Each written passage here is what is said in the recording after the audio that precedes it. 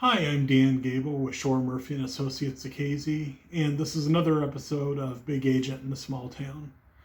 If you're a contractor, it's not uncommon at all for you to be asked to provide a bond. But what exactly does that mean? That can mean different things, and there's different bonds required for different uses. So today I'm going to go over the three main classes of bonds that you would run into needing as a contractor, and give you a rough idea as far as the cost of what those would be. So the first bond, and definitely the most simple, is what's called a license and permit bond.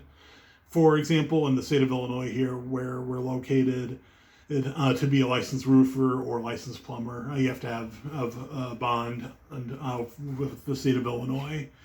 In Mattoon, where I live, you have to have a bond if you're an electrical contractor. So it's just a bond to meet the needs of that license or permit.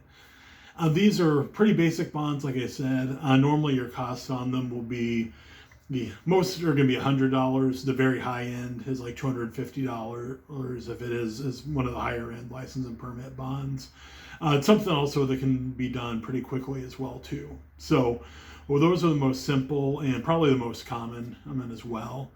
The next bonds are what are called contract bonds. So these would be the bonds most commonly required on work for a municipality, for the state or local city or local county. But they can also be required outside of that sometimes as well too. And you have what's called the bid bond, which you're required to provide when you provide your bid for the project. And then if you're awarded the project, then there's what's called the payment and performance bonds. A bid bond, there's normally no charge for with the bond company.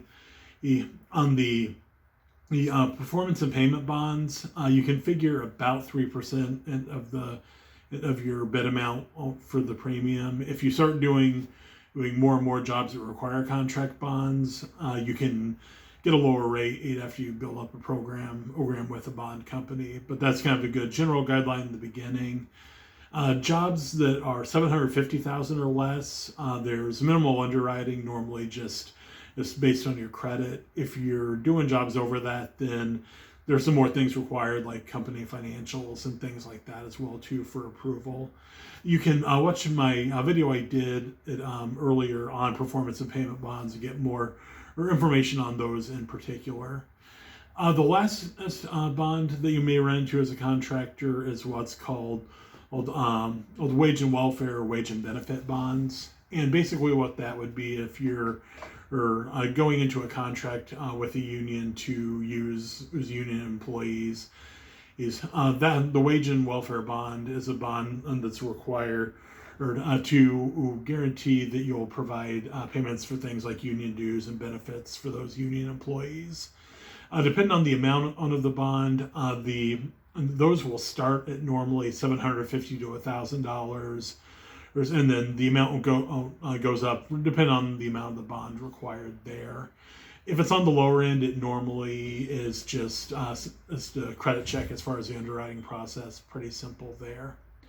So that's an overview of bonds that you'll run into the most as a contractor. If you have any specific bonding needs you'd like to discuss, please reach out to me by phone or text at 217-932-2267, or by email to Dan, D-A-N, at shoremurphycasey, SHOREMURPHYCASEY.com.